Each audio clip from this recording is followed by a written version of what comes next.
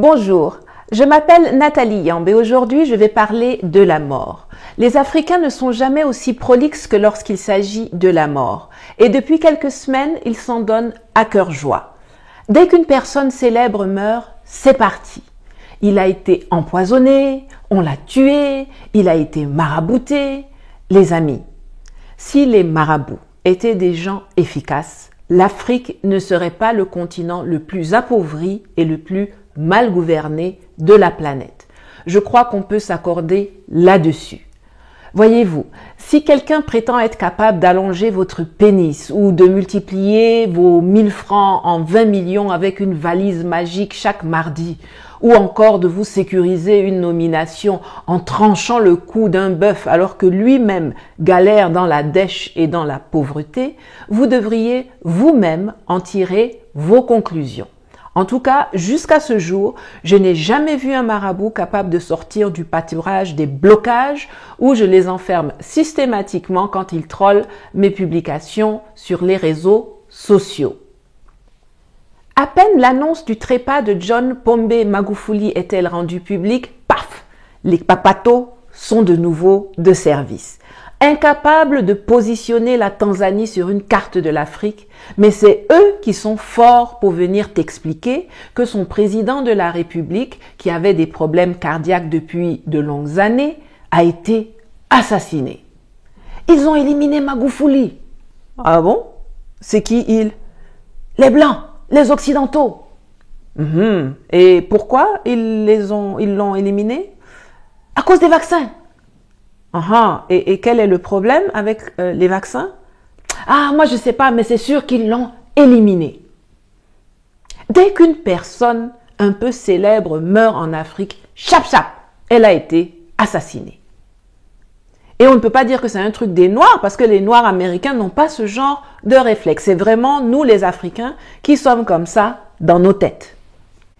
J'ai été personnellement touchée par cela avec de parfaits inconnus qui n'ont jamais rencontré ou serré la main de Jerry Rawlings de toute leur vie, qui m'affirment doctement et assez sottement qu'il a été assassiné. Quelqu'un avec qui je suis ton pied mon pied tous les jours, mon âme sœur, mon jumeau, c'est toi qui vas me raconter des élucubrations complotistes? Nous, c'est plus proche. Nous savons de quoi il est décédé et on a même décidé de communiquer dessus pour le dire au monde entier. Mais non, les sabitous d'Internet veulent affirmer le contraire. C'est franchement irritant. Depuis qu'il y a la pandémie, les Occidentaux ont développé la fâcheuse tendance de mettre une grande partie de leur mortalité sur le dos de la Covid-19, même quand il n'y a aucune raison de le faire. Des médias français expansionnistes ont même tenté d'inclure Magufuli et Rawlings dans leurs statistiques covidiennes. N'importe quoi. Chez nous, les Africains, depuis la nuit des temps, on croit à la société magique. On tue des enfants et des albinos pour gagner des compétitions sportives ou obtenir des nominations. On avale des mixtures dégoûtantes pour se protéger d'une mort qui finira pourtant inéluctablement par arriver. Et on assassine virtuellement, avec appétit, tous les hommes politiques qui ont terminé leur vie sur Terre. Toi-même, ton entourage, tes proches meurent. Tu n'as jamais mis leurs photos sur Facebook, mais c'est toi qui te précipites pour aller mettre la photo de quelqu'un avec qui tu n'as jamais échangé un mot de ta vie en profil et qui allonge ta bouche pour énoncer les causes prétendues non naturelles de sa mort. Des hommes politiques qui ont été assassinés comme Thomas Sankara, Sylvanus Olympio, Ruben Yumniobe, Félix Moumié, Patrice Lumumba, Dulcie September, Modibo Keïta, entre autres, leurs cas ne sont pas cachés. Leurs familles ont porté des accusations. La justice s'en est saisie. Des procès ont eu lieu ou pas. Des preuves ont été apportées, des livres et des articles ont été écrits, des documentaires tournés et diffusés. Regardez comment Mariam, Valentin, Odile, Blandine, Lydie, Pascal, Paul et Pauline Sankara, depuis des décennies, se battent pour que les assassins de leurs maris et frères passent devant les juges. Voyez le documentaire Mort à Genève de Franck Garbely ou le livre Victime du colonialisme français, mon mari Félix Moumié, que sa veuve Marthe a écrit en 2006 pour dénoncer l'assassinat de son mari en 1960 à Genève par les services secrets français. Marthe Moumié a été soutenue par de très nombreux chefs d'État tels que Nasser d'Égypte, Kwame Nkrumah du Ghana, Sékou Touré de Guinée, Ho Chi Minh du Vietnam, Mao Tse-tung de Chine. Le livre a même été préfacé par l'ancien président algérien Ahmed Ben Bella. J'adresse d'ailleurs ici un plaidoyer aux éditions du Boiris pour qu'elles puissent rendre ce titre disponible en e-book, parce qu'il est important que l'histoire avec grand H puisse enseigner cette histoire. Malheureusement, beaucoup de livres relatifs à l'Afrique ou écrits par des Africains ne sont plus disponibles et c'est dommage. Pour ceux que la thématique intéresse, vous pouvez néanmoins lire September, Crime d'État, qui relate l'enquête sur l'assassinat de la représentante de Nelson Mandela en France et dont je vous mets un lien en commentaire. Même quand des citoyens ordinaires sont assassinés, leur famille monte au créneau. Souvenez-vous du cas du journaliste Norbert Zongo au Burkina Faso. Voyez ce qui se passe avec Adama Traoré qui est mort en juillet 2016 en France. Mais sa famille là, tous les jours, ils sont infatigables pour dire et répéter que la police française a tué leur frère. Ils ont pris des avocats, ils organisent des manifestations, ils vont sur des plateaux télé, ils font la une des magazines du monde entier, ils versent chaque fois de nouvelles expertises médico-légales au dossier pour prouver que les gendarmes sont à l'origine du décès de leur frère. Quand vous regardez la figure et le comportement des gens de la famille de Ahmed Bakayoko, est-ce que vous voyez des gens qui ne savent pas s'exprimer ? Ou qui sont incapables de dénoncer eux-mêmes les circonstances de la mort de leurs parents? Si un assassinat a eu lieu, sa famille va le dire et faire du bruit pour le prouver. Mais pas vous. Vous là, cherchez plutôt à nourrir vos familles et à vous instruire, ça fera des vacances à tout le monde. Les médecins légistes du clavier, au lieu d'assassiner le papa et le mari des gens sur les réseaux sociaux à longueur de journée, feraient mieux de disséquer le poulet qui est dans leur assiette, si tant soit est qu'ils en ont un, car franchement, on a l'impression que c'est plutôt la rumeur qui les nourrit. La façon dont l'avatar d'un homme politique réussit à tenir en haleine un grand nombre de personnes en Côte d'Ivoire avec des histoires à dormir debout, d'empoisonnement qui devient cancer, de sorcellerie, de marabout, est un signe de l'état de délabrement intellectuel dans lequel se trouve ce pays autrefois si prometteur. La rumeur, même la plus idiote, même la plus farfelue, même la plus sordide, même la plus invraisemblable, est attendue avec impatience, gobée goulûment, et puis propagée à la vitesse du son avec autant de conviction que d'ignorance. Pendant que les gens créent des drones de la taille d'une mouche, inventent des voitures volantes et envoient des robots sur la planète Mars pour l'explorer, c'est vous, les adeptes de la rumeur et des scénarios catastrophes, qui êtes calés dans « on l'a tué, on l'a empoisonné, on l'a bassé ». Et pourtant, ce qui devrait nous intéresser, ce n'est pas si un tel est mort d'un cancer, d'une syphilis ou d'un empoisonnement. Ce qui devrait nous préoccuper, c'est de savoir d'où venait l'argent qu'il brassait. Car le salaire d'un ministre, fût-il premier, on connaît. Les chiffres d'affaires de ces sociétés, on connaît et on sait que ça ne pouvait pas venir de là. Alors quoi? Détournement de fonds? Trafic de drogue? Blanchiment d'argent? Ça devrait nous préoccuper parce que ça a un impact sur nos vies.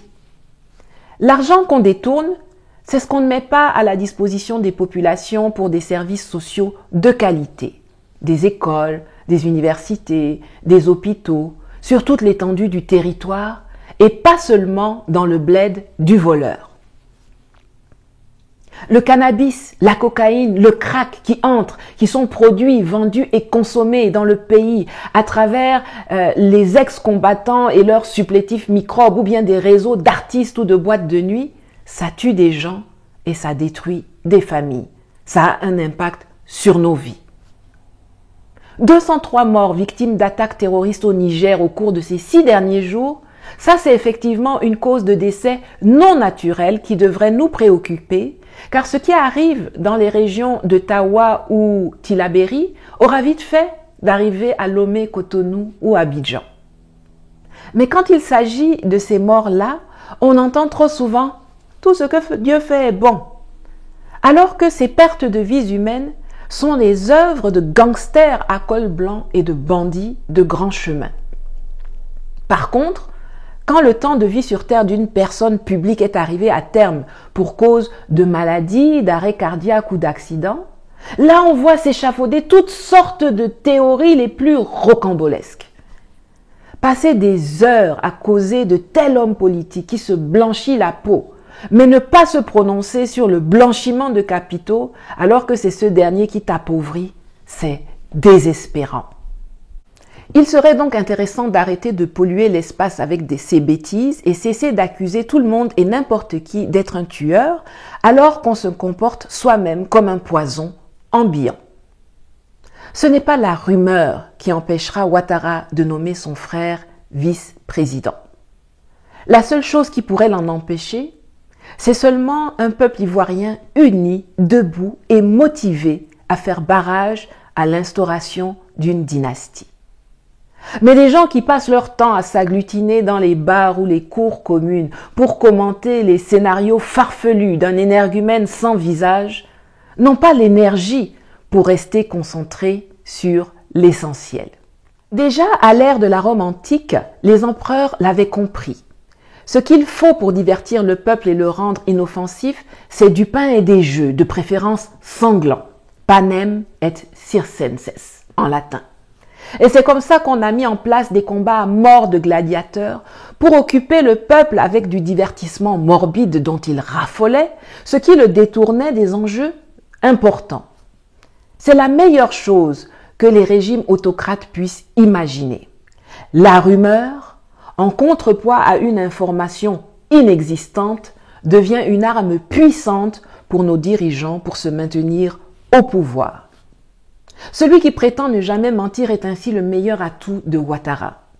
Et c'est sans doute pour cela que rien n'est fait pour le faire taire ou confirmer son identité, même si tout le monde sait de qui il s'agit. Il est devenu le lanceur de ballons d'essai, comme avec Photocopie récemment. Celui qui polarise autour des futilités et qui dévie l'attention des vrais problèmes. Celui qui désamorce les révoltes en réduisant l'objet d'une colère légitime à des racontards de bas étage. Cette stratégie n'est pas sans rappeler celle de Paul Biya, celui que la rumeur a tué en 2004 et qui est revenu sourire aux lèvres demander aux journalistes présents à l'aéroport lors de son retour à Yaoundé après un séjour prolongé en Suisse. Je le cite, « Vous croyez aux fantômes ?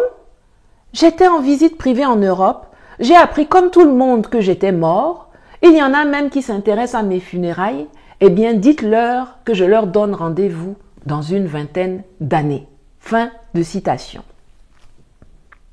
Beaucoup se sont posé la question de savoir ce qui avait pu motiver le despote camerounais à autoriser la création de nombreuses chaînes de télévision privées où des intervenants passent leur temps à l'insulter, à le critiquer vertement, de façon frontale, brutale et sans concession. Eh bien, c'est simplement que Biya connaît la mentalité de ses concitoyens. Il les laisse vider leur frustration en l'injuriant week-end après week-end à la télé et à la radio. Et comme ça, les gens commencent chaque semaine en ayant remis à zéro leur compteur d'énergie anti-Biya. Il faut dire que cette stratégie lui a bien réussi. Alors que ses compatriotes le déclarent mort à intervalles réguliers, 39 ans après son arrivée au pouvoir, 17 ans après son retour et les propos qu'il a tenus à Nsimalen, il est effectivement encore là, à 88 ans, et ses funérailles sont toujours en stand-by. Les amis, les seuls morts auxquels nous devons dédier notre énergie sont celles de la France-Afrique, du franc CFA, de la mauvaise gouvernance, de la corruption et de la néocolonisation. Et ce n'est pas les Congossas d'un avatar sur le net qui a fait trembler le régime de Macky Sall au début du mois. C'est la mobilisation de la vaillante jeunesse sénégalaise dans la rue. Ce n'est pas Chris Yapi qui a fait trembler Ouattara de septembre à décembre 2020. C'est le suivi du mot d'ordre de désobéissance civile par la population, notamment à l'intérieur du pays. Ce n'est pas par bonté d'âme que Macron a été obligé d'annoncer une mesurette sur le terrain monétaire. C'est à la suite des coups de butoir du front anti-CFA et anti-France-Afrique, dont le point culminant a été mon discours de Sochi, qui l'a humilié à la face du monde, qu'il a été obligé de concéder le caractère colonial de la monnaie que lui et ses serviteurs à la tête de nos États nous imposent depuis trop longtemps déjà. Je vais terminer ce coup de gueule en le répétant encore une fois. Pour pouvoir faire avancer notre lutte, il est important que les populations voient clair dans l'océan de désinformation et de fausses victoires qui leur est servi et ne perdent pas inutilement leur énergie et leur force dans de faux combats. Restons focalisés sur l'essentiel. Et l'essentiel, c'est de réussir à améliorer les conditions de vie des vivants plutôt que de tergiverser sur les circonstances de la mort de gens dont les familles même ne se plaignent pas. Prenez soin de vous et à la prochaine.